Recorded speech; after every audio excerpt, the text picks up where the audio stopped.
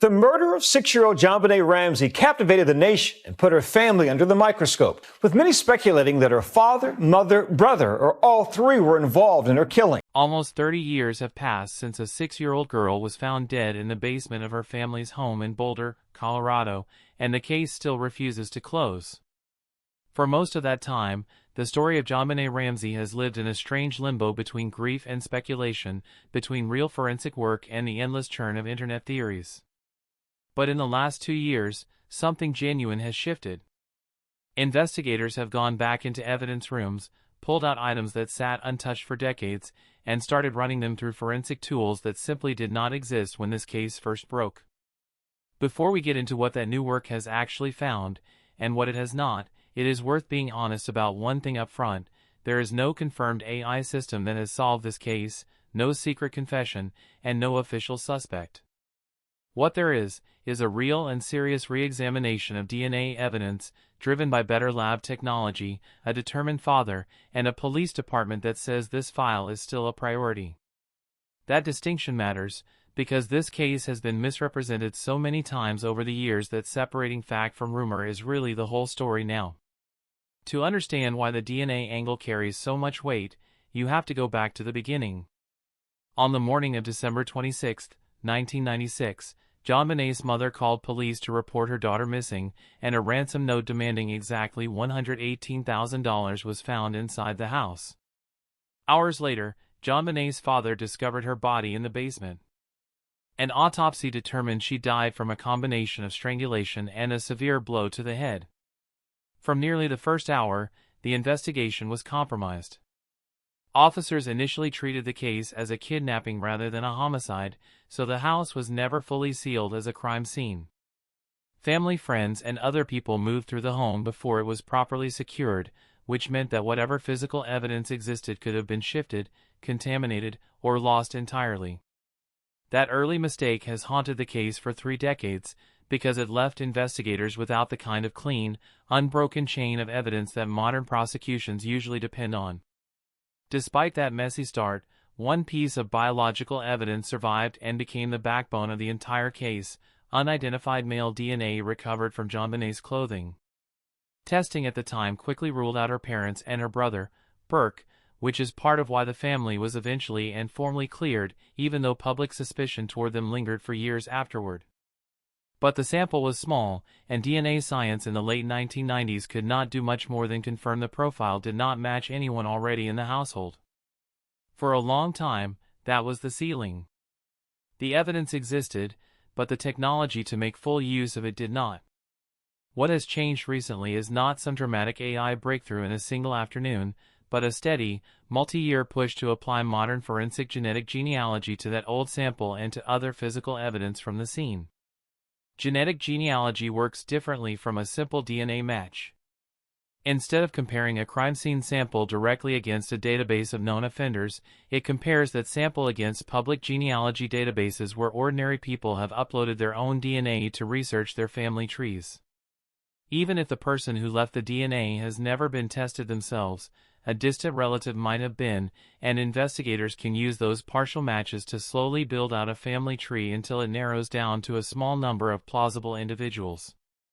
This method has already helped close a number of long-dormant cold cases across the country, which is exactly why advocates for the Ramsey case have been pushing so hard to apply it here. That advocacy has come from more than one direction. John Ramsey, JonBenét's father, has spent years publicly and repeatedly urging Boulder police to send crime scene evidence to specialized private genetics laboratories rather than relying solely on standard police lab work. Site index equals A-1. He has pointed out that a number of items collected from the crime scene were never sent out for testing at all, and has said he has long wondered why evidence that should have been sampled simply was not. Cite his argument has consistently been that the technology now exists to extract meaningful information from degraded or minuscule samples that older equipment simply could not read, and that failing to use it amounts to leaving answers on the table. Forensic genomics experts have echoed that pressure from outside the family as well. Site index equals A-1. David Middleman, the head of the forensic genetic genealogy company Othram, has publicly urged investigators to submit the available crime scene evidence for advanced genealogy testing, arguing that doing so could open up meaningful new leads in a case that has been stagnant for decades. Site. One specific piece of physical evidence has drawn particular attention in this renewed push: the garrote used to strangle JonBenét, which was fashioned from a cord and part of a paintbrush found inside the home. Site index equals 5-1. The family's former defense attorney has argued that whoever tied the knots on that garrote almost certainly left biological material behind, since the knots were reportedly intricate enough that they would have been difficult to tie while wearing gloves. Site 4 years. However, the Boulder Police Department was reportedly cautious about consuming what little sample material remained on evidence like this, worried that testing it with the technology of the moment might use up material that a future, more advanced technique could have made better use of. That caution is understandable from a preservation standpoint, but it also meant that potentially crucial evidence sat waiting, untested, while the science around it kept improving. That waiting period appears to be ending. In December 2025, Boulder Police Chief Stephen Redfern released a public statement reaffirming that the investigation remains a top priority for the department, explicitly acknowledging that DNA testing technology continues to evolve and that the department intends to keep pace with it. Around the same time, police confirmed they had conducted several new interviews, followed up on additional tips, and both collected new evidence and retested existing evidence in an effort to generate fresh investigative leads.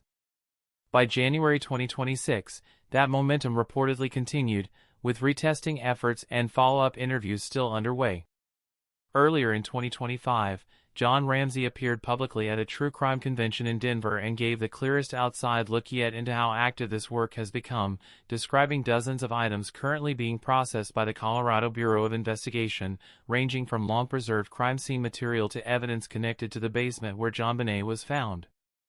This is also where the broader role of artificial intelligence genuinely enters the picture, though probably not in the dramatic, single-revelation way that headlines sometimes suggest. Modern forensic labs increasingly use machine learning-assisted tools to do things human analysts historically had to do by hand and by eye, sorting through enormous volumes of case files, interview transcripts, and old lab notes to flag details that might have been overlooked the first time around, helping build out complex family trees faster during genetic genealogy work, and improving the software that interprets extremely small, degraded, or mixed DNA samples that older statistical methods struggled to resolve cleanly. None of that is science fiction, and none of it requires imagining some secret AI system working in isolation. It is closer to a set of increasingly capable lab and analytical tools being folded into an investigation that was already being reopened for very human reasons: a grieving father who has never stopped pushing, a police department under renewed public pressure as the case approaches its 30th anniversary, and forensic scientists who genuinely believe today's tools can succeed where yesterday's could not. It is important to say plainly what all of this has not produced, at least as of the most recent public statements. There is no confirmed suspect. No arrest has been made. No court has named a person responsible, and no laboratory has announced a conclusive match that identifies who left the male DNA on JonBenét's clothing or who tied the garrote found at the scene.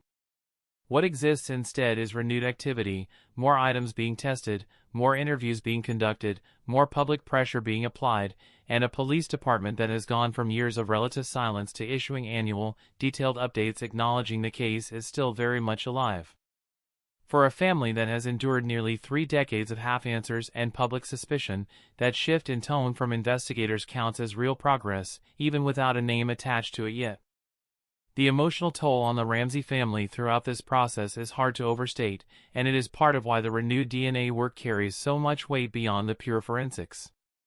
In the years immediately following the murder, intense media coverage and amateur theorizing turned suspicion toward the family itself, despite DNA evidence clearing them relatively early on.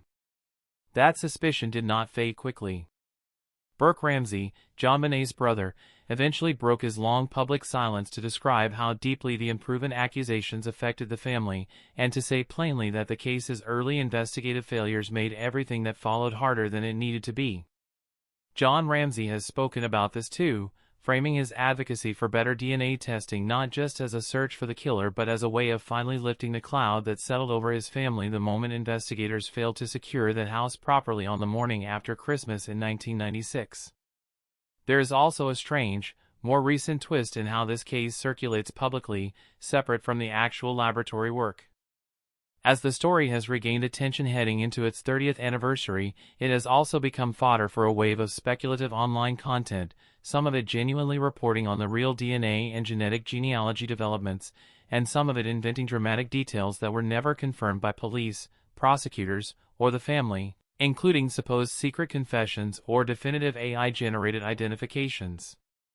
That kind of content spreads quickly precisely because the real story is already so unusual and so emotionally charged, but it does the case and the family a disservice by blurring the line between confirmed forensic progress and pure fabrication.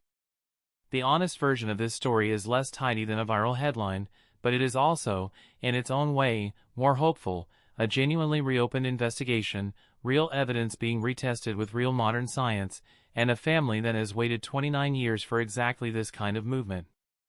So where does that leave things right now, heading further into 2026? Boulder police have said the file remains open and a top priority. Dozens of items are reportedly being processed through the Colorado Bureau of Investigation. Forensic genealogy experts continue to press for the crime scene DNA to be run through advanced genealogy databases, and Jon Ramsey continues his public campaign to make sure every untested item finally gets its turn under modern equipment. None of that guarantees an arrest is imminent, and anyone claiming certainty about who is responsible, based on AI or otherwise, is getting ahead of what has actually been confirmed. But after years in which this case seemed frozen in place, the combination of better DNA science, sustained genetic genealogy pressure, and a police department willing to say publicly that it is still working the file represents the most tangible movement the investigation has seen in a very long time. Whether that movement finally produces a name, and whether it happens in time for the family to see it, remains the question that keeps this case, almost 30 years later, impossible to look away from.